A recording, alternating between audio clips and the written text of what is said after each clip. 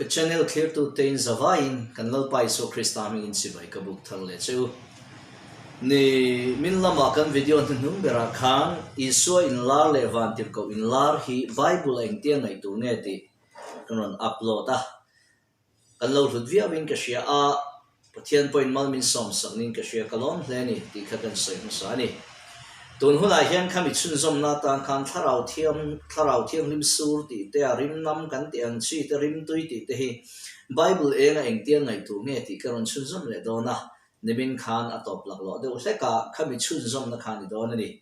tin chumi rual chuan zo na min ron zot in oma predestination theory chung changa ruat lok vel le machine nun sang sang te amai ro chu rem sang danga khatiang kha zo na bi kho ka ka khol kho manga acha na video ko ram buat sai lenga nimina video khai lo ena hei poi en le karinga zo na min ron zot tu khan min lo she thiam la min lo ngak lok don nia ti kha kan soi nu sa ani ti chuan tun huna hian kan thu pui hi han lu chil na top mai la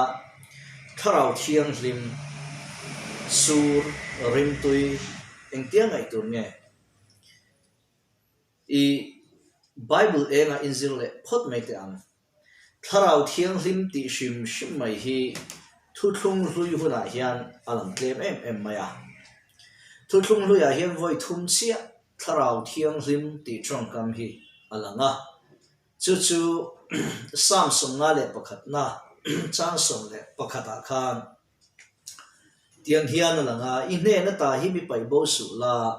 i tharau thiang hlim hi mi lak sak suam se ti na zia ka tin zol nei sai le khabu bung somuk le pathum chang som le som pakhata alang boka chuta chuanin ti hian alang ve thunga nima sila tharau thiang hlim sun ti lunga yan ti vuya an mani do tua ti chu lam let na oma ama nge chu an mani chu beita ti te zia ka tin sang som le pakhat lama chve thum chuan tharau thiang hlim an zinga da tu kha khoya nge ti te a om bokani hey mi lo she bula hian na an thoka soundproof om thalawa claiming in ngai tha ku na in lo she thiam mai do donya an chong ring pa de wanga chu kan soi chu thu thlum lu ya hian tharau thiang hlim ti chong kam shim hi voi thum bel sia alanga chu ni a amai ro chu tharau thiang hlim soi na chong kam shim ro rel tu tharau ti te chakna tharau ti te tin she thiam na tharau han ti te pathian tharau thil ti the na tharau heng zong ero hi chu mun tam taka mu tu rom thungani ti kha ti chon kan chin chia phot don ni angai nom nan le au sam nan tiang zong khan zir ze li lang chuan tharau thiang hlim chu minungani ti hi kan chin chia le anga Presbyterian Koshan Thurin chuan pathian pakhata minung pathum chung chang chiang devin min shila sum chu thil ti thena te ro puina te in tluk tlang an ni zia te min shila ti chu tharau thiang hlim chu minungani ti kan lo hriat thei tak da chu Greek chonga chuan ekenos ti an manga awm zia chu ekenos chu minunga apo chung nung bik mi pa soina chong kamala ni le a mei chia chu ekenes tia tin min thil nung lo hi ekenon ti thrina ti chuan Greek chongin thil nung soina chong kama rau po a chung nung zok mi pa soina chong kam ekenos tharau thiang hlim soina na mang hi tharau thiang hlim chu minungani ti fiana ni ti khan lo chin chia le photang ti chuan thu thlong lu na yan tharau thiang hlim reng hi a hmuwa hmu chi a soya ni ngai lova a chana chan chi ni a don chi ani a mishing chunga lo thleng thin ani chu bible in thu thlong lu lama tharau thiang hlim a thlen dan min zir tir dan ani a entir nam pathian tharau chuan tui chung chu op rengati Genesis bung khat sang ni a kan mu a helaya pathian tharau tui chung op reng tu hi he tharau hi pathian tharau ni thlata wangin tharau thiang hlim ti na ni a amai ro chu tu ma tan mu chi le mu the ni lova amai ro chu kan mu thei lova wangin tharau thiang hlim pathian tharau chu na op lo ti na ni chuang lova awm zia chu chung chu tharau thiang hlim chu alo thleng thin wap tu op tu chan chi le don chi ani ti kha ti fia phot mai ani ti chuan ro rel tu te bung thum chang som kan en chuan Israel te zinga ro rel tu masaber ot niela chunga khan lalpa tharau lo thlenga Israel fa ti chunga ro rel ta ti kan mu heta po hian ot niela hian chunga lo thleng tharau hi mulova alo thleng adonga chanzo kani tin ro rel tu te ve bung som patum chang som ni le panga khan zora le estol in kara mahaden muna lalpa tharawin Samson kha aron khoi chan ta ti kan hule heta Samson khoi tu tharau po hi Samson hian hulova ma se fia takin changa chiang takin changa khoi ani chakna pe kan ya ti thang lamani chanchi zel ani adon zel ani Samuel pakhan na bung som chang ruka Sol Israel ni turashiak an thi khan lalpa tharau chunga lo thlengdon ti an rila an shillok ang takin chang rukan shillok chu chang soma takin lo thengta gebio tlang athenin lalpa tharau chu na sa takin chunga lo thengta ti kan mu sola po hi adona donga chana changani tharau thiang hlimin na sa takalo khatina chen silama se tharau thiang hlim chu amlova achani na changani tin Samuel le khabu pakhana bung som paruk chang som pathuma tin chu minia chang chuan lalpa tharau chu na sa takin chunga lo thleng ti in lal davida chung chang soi le heta po hian lal davida hian tharau thiang hlim hi amu hriat tur omlova atsan le adon thoiro chu chiang takin bible hian min tar lan thungani ole khata chaga chiang le fi em maya kan hu chu tharau thiang hlim chu thuthum hlui huna hian na sa takin alo thleng to thrina ma se an hungai lova atsanero chu an chang thina ni ti kha ani ti chuan entirnan chronicles le khabuami temple an lan ni pathian ro puina in temple chu mangin rong khu mup hanti teng te kha pathian ro puina le pathian tharau thil ti theina chu ni ma se chhum jing kha tharau thiang hlim ti na ni lova pathian ompuina lo lang chin chia na ni ti te kha kan she thiam nga ya tharau thiang hlim chu an hungai lova amero chu an chang thrina an dong thrina ni chu atoi theyang berin thuthung hlui lampang atangin kan zil na ni sela ani le tharau thiang hlim chu minung ani sia mu the ni bok si lo chuan engtia shilfia chi nge ni ang ti kha chana ngai ta lali son tharau thiang hlim shilfia nan thli amanga alo tho ani ma sela khoila wange chu thli chu kal zel don kan threlo lali son thli tharau thiang hlim te khin na ron mang hi afu hle in ki ria minung ni ma se mu thei ani lova om zia chu thli na sa takin alo tho thli tho chu sia ma se i mungai lovani i muto ngai im thli tho mungai lo tlang chi pai lona thli na me lovina rom tho thing buk te chu chem chelui lui maya chu ti khopan sa thiet le chung po chon thli chu i mu chuang lova ma se thli a thong e ti ro chu an na tho tagin i she si ani afia ifia an dro chu ti chuan thli chu i mu thei lo wangin om lo ti na ni lova om nge yan na po thok nge ya ma se na thok tu thli ero chu i mu thei lova an na tho ero chu an na tho tangin om ti i she thei ani kal kongai kal line i taksa chu thli na ron chema avot vur mai i korte chu phel hok hloka nang ma chem tu thli chu i mu thei lo ma se omani ti chiang takin sia a tho ti shebo engtin i taksa in chu atema aron chem tlat cheni chutiang chia chon tharau thiang hlim hi minung ani om ngei boka kan hu thei lawa mitlong in hulo ma ila taksa hin tharawin thinlungin kan chang kan dong ti kan hre theya tin tharawa chu tharau thiang lim na tho chu taksa alo lan chu in a tharau thiang hlim mulo ma ila tharau thiang hlim chu om ngei ti kan lo fia thin ani mi in tharau thil pe ka ti dam na ron ne ya tharau thil pe ka taksa che na ron donga chong shiat lo te ron changa tharau thiang hlim chu kan mu ti na ani chuang lova ni ma se at na tho atang ero chon tharau thiang hlim om ti kan ria tharau thiang hlim na tho ero chu kan mu ti na ani chu wangin tharau thiang hlim hi kan soi fia hian kan fia thiam nga ya enge mo thil dang atanga tharau thiang hlim zir thei ani pon ka shelo a om thei ani ange mina oman ti chuan amai ro chu bible aya tharau thiang hlim zir fia thei na tur tha christian tan hiam pathian in min pe a om lawang ti hi kan rin ro chu tha in ka shia a chu kan zep telani ole chu tiang chon tharau thiang hlim chu an na tho chu kan mu a an na tho kan mu in a omani ti le anungani ti le kan ve la min chen chila min wa prengani ti po kan shethe min wa prema a om reng ti chiang taka kan she chung pon am mu ero chu kan mu thei lo thungani chu tiang chu tharau thiang hlim zia hi ni ina la na bible min zir tir da na chuan chu ta chuan hial khana lo om ta thina ani le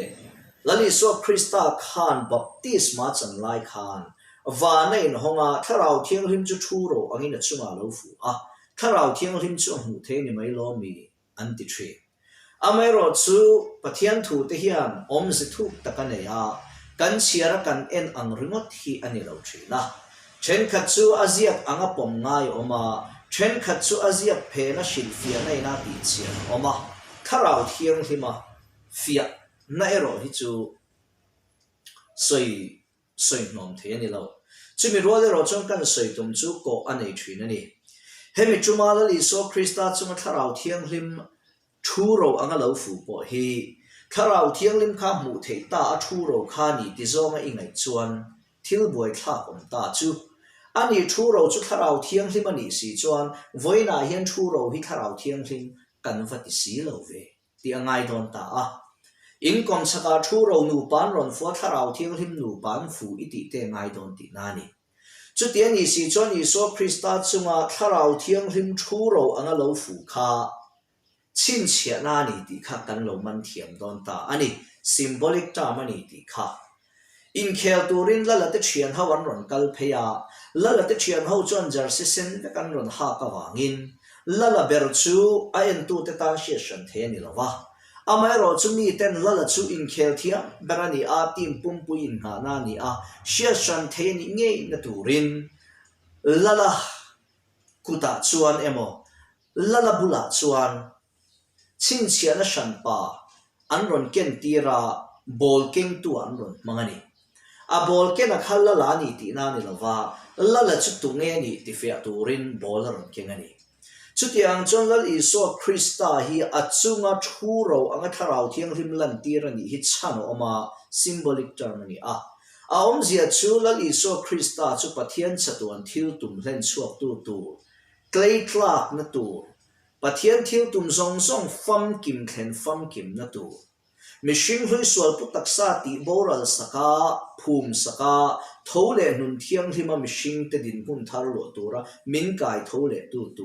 patuya pathian chatuan thil tum in na na le hlen chuak tu tura ta na shiak thi anoint le than big the chosen one ani awangin chuta than big ani na chu ti fia chin chia na turin le tharau thiang hlim lo kha vek ani a tharau thiang hlim chen chil ani ti tarlan fi a om theina turin tharau thiang hlim lo kha nge ani chin chia nan thu ro chol chumar futa a thu ro chu tharau thiang hlim ni lovin tharau thiang hlim chu thu ro angin ti ani kha bible kan en bon thu ro angin aron langa tharau thiang hlim kha thu ro ni lova thu ro ang khan ron in lan tir mai chau zo ka khata khan chu a om zia chu ni a chumi ni wang chon tharau thiang hlim kha mi ina va muta ni lovin tharau thiang hlim thu ro angaron in lan tira khan a thu ro wa chon va mu a chu thu ro an mu chon tharau thiang hlim in iso krista chu alu khat vekti minan lo she theya symbolic term chin chiana ani ole khatai la fia lo chon ti song hian soi le ta ila Johanna khan engwangin nge thu ro chu aron lan ti kha aron ziak ta a thu ro khalan chana omani chu Johanna hian zona bung kha cha som tum pania khan pathian in Johanna hne na iso krista tharau thiang hlim le meya baptist tu rakha alo hailo na turin Johanna hne na pathian in ti hian shet tir na pe a tu chunga po tharau zuk fu a achunga omrenga piang imu chu ama chu tharau thiang hima baptist tu chu ani chu pathianin thu ro kha Zohanan Iso Krista chu tharau thiang hima baptist tu tur ani ti a hai lo na tur chin chian tur tam aron mangani chumeni wang chon tharau thiang lim kha thu ro angin ron in lar lo ka ti lova thu ro kha tharau thiang lim ani vati tur ani lova tharau thiang lim kha thu ro angin aron in lar chu su asang ani o thu ro kha tharau thiang lim ni lovin tharau thiang lim zo kha mu thei turin thu ro angin aron in lar chu chu kan sian ngei tur ani en tirnan a English Bible hi han keuve takang langila Chanchin tra Lucas ka hian bungthum chang som bile pakhat kha kan chial chuan when all the people were being baptized Jesus was baptized too and as he was praying heaven was opened and the Holy Spirit descended on him in bodily form like a dove atiani in a bodily form like angin a dove thuro angin aron in lan tirani chu kan shet fia le kan thiar san thiam ngaya trong kam in nai te sang si chu tharau thiang lim thu ro kha tharau thiang lim ni lovin tharau thiang lim chu thu ro angin aron in lan tir asiron thu ro kan tharau thiang lim aron symbolize ti nangani chu aron en tir ti nani a khalai chu in fia tong ani le Pentecost ni a lei in sem ti teng te kha mitam tak chuan lei te thok da noi tura kan ngai mai theya chutia ang chuan kan lo ngai ni pon kan trom pui ma support chewanga lei chu lo thok ani po in mo lei chu lo thok ani po in lei kha tharau thiang hlimani ti na ni lova tharau thiang hlim lo thleng le tharau thiang hlim na thok kan lo mu ti na ni zo tharau thiang hlim ni lovin chu wang chuan engtin nge niang entinan o something min tharau thiang hlim a leng noi mai ta se coi thei lo mai thi nga tinge tharau thiang hlim chu leng noi lawanga tharau thiang hlim na tho lo langero chu mu thei chuan in puan chuana a mai thei chu ero chu kan nial thei lo chu wang chuan atong kam hi kan film khur le kan ulukanga em ani ti kan sheturani a tin mita mu thei khopa chin chiana nei tur khopa tharau thiang hlim in puan na ero hi chuan thil big tak le serious tak le danglam hok na thil khen the na tura so aron lan tri en tirnan ne china ka soi ison baptisma chana tharau thiang hlim thu ro anga I symbolic term anga kan soi anga thu ro anga aron in lan tir na chan po kha achin chiana kan mu na chan po kha pathian chatuan thil tum fam kim na tura ni wangin chu thil chu lo thlengani tin Pentecost ne tharau thiang hlim a lo thlenga tharau thiang hlim na tho mu thei me waron in lar na sat na chan kha chu chanchin tra khove zong zong pu dar tu shei pui sakei bak nei pu ti du da na mual pho na tin reng ma chon tu ten ni wanga ron thuang fam kim na ni telani ti te kha han sheta ila chome ole chu ti chuan hey nang chuan lei kha tak takin a in sem dara lo pom ta po ni la pom pui cha po ni la ke hian lei ero kha chu tharau thiang hlim ani lo ti kha kan la fia tho tur ani a tharau thiang hlim na tho alo langa ngai mai tur ani om zia chu ka soi tem ka shelawa mi alama tak sa che na changa pathian thua soya ti dam theina aneya khatiang alo ni khan tharau thiang hlim kha kan hu kan tingai lo tiro ma se tharau thiang hlim na cho chu anasa hle mai kan ti thri chu fia ta kamin talan sak chu tharau thiang hlim chu mu chi ni lovin san chi don chi shiat chi rin chi le an na tho mu chi ni zo kani ti kha ati fi ome ti chuan ke chuan tir ko te thil ti a lei in sem le kamin ni thil lo thleng kha ngai dan dang ka nei ve thunga hei hi min pom puem ka shelofa ke malama chuan le khabu shang terona mi te shilfiana te chung shang chu lo da thata ila karil ru shimina a on le a pom de vero chu khamini khan kan shiat angin tir ko te kha pindan chung nungan om khoma ti hian bible in soya thok le khata wana ta ri thupui tle angin alo thleng ta thuta atia chu ri kha khi bụi tẹng đâu hiền aron ri đâu hum mai ni chu ri hum kha tharau thiang lim ani lowa tharau thiang lim na tho ani thung ani kha ni khalai te khan ni chin chia shan ngai ka ti chin chu kha mitam takin kan fi anga ya ta chuan hi pui tlang in lo thenga chuan an thut na in chu tharau thiang lim na tho bo ruak chuan tharau thiang lim om pui na chuan lo khata leite ma in sem da ring ti kha ke chuan ni akashia da chuan le he thok dar nuai ni lovin pathian tharau thiang lim in khalai chunga om zong te ka khan an leya tharau thiang lim na tho chu va in sem dar ta a mitin leya tharau thiang lim thil ti the na chuan ro avarel ta a chumi fi em na chu ta chuan an ron chong chuak ta a an ron chong chuak chu khalai mun lo kal nam sang par thai nam te lim tai nam te mesopotamia ramami te galili lamami te khan an mani chong angin an lo shefia thei ta a ti chuan an chunga tir ko khalai om khom te chunga khan tir ko te chunga te tharau chu mi tin chunga afua theng ta chu kheng chan zelani chu wang chuan khamini ya po khan tharau thiang lim thil ti the na kha leite chu mo leite chu ama in sem darin me angin an hena alo in lar ta a mo ro pui do hom alo in lar ta a amai ro chu helai lo in lar ti lai hi kan sia fm tu chu tharau thiang lim ti dam na le thati dang lam na le tharau thiang lim na tho na sataka lo theng hnuaya kha thil khan an hu ti kan she turani a ti chuan chung leite chu a in sem da ti khan thok noi anga hu turani lowa tharau thiang lim zo ka kha mei chu ti thiang lim na ni angin mitin le ya ro varel ta a chu ti ang zong chuan ngai le ship fe the ni ang eng poni se le kha tak tak in sem dara kan pom ani emo tharau thiang lim zo kina symbolic tam ahman tharau thiang lim na tho mitin le ro re na chong thei tur le thunun na kan na yani emo eng poni ro se khala ya chon tu mai nia lovila apoi mo so lai takero chu tharau thiang lim chu mu the ni lova an na tho ero chu an na tho alo lanin kan mu thrin ti heni Pentecost ni thil theng kha tren kha sap trong thiam tak takin lo om thrina in ends fiat chian du ta king ti hian in zia ka new international version ka manga tuna hian hetian hian asoini the Holy Spirit comes at Pentecost ti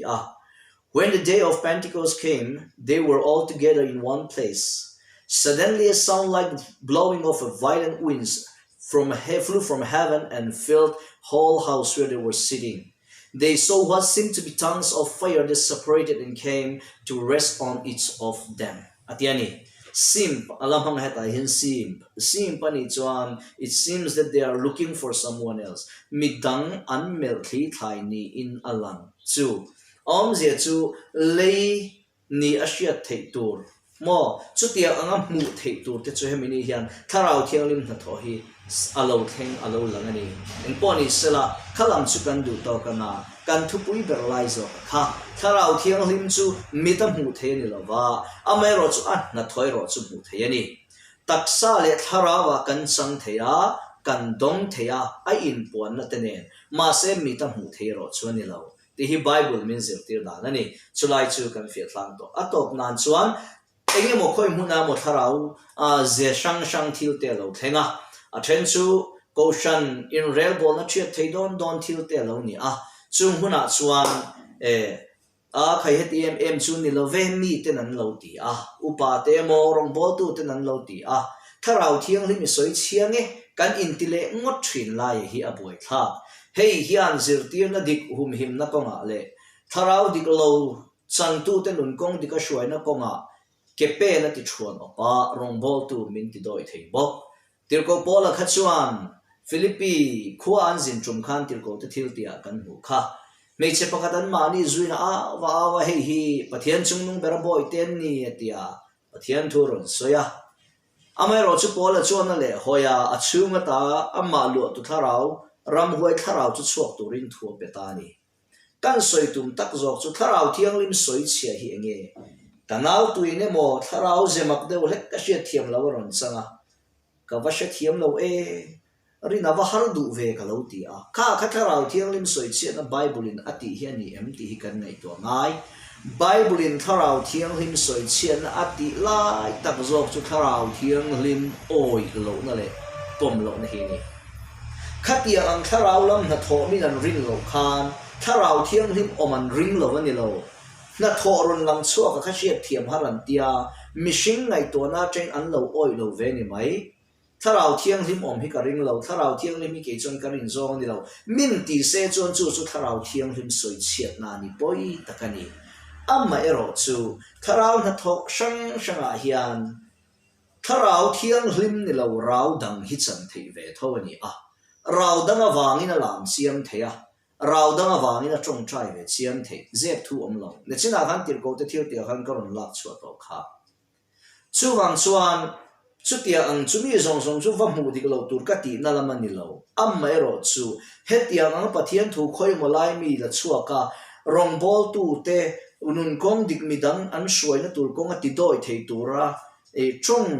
chua zum sung ang te po hi kan phim khurangaya pathian tharau thianghlim a vek mi in tharau thianghlim a donga changani chuan pathian tharau thianghlim a tang chuan pathian na tho ni le ni lo hi afia ve thei lutukani chung te po chu kan hriat thiam ve chin hi thani ole ti khan kan du tok le don mai nga tun chuma tan chuan lawin enkol thau ula pathian in mal lo som zel chero se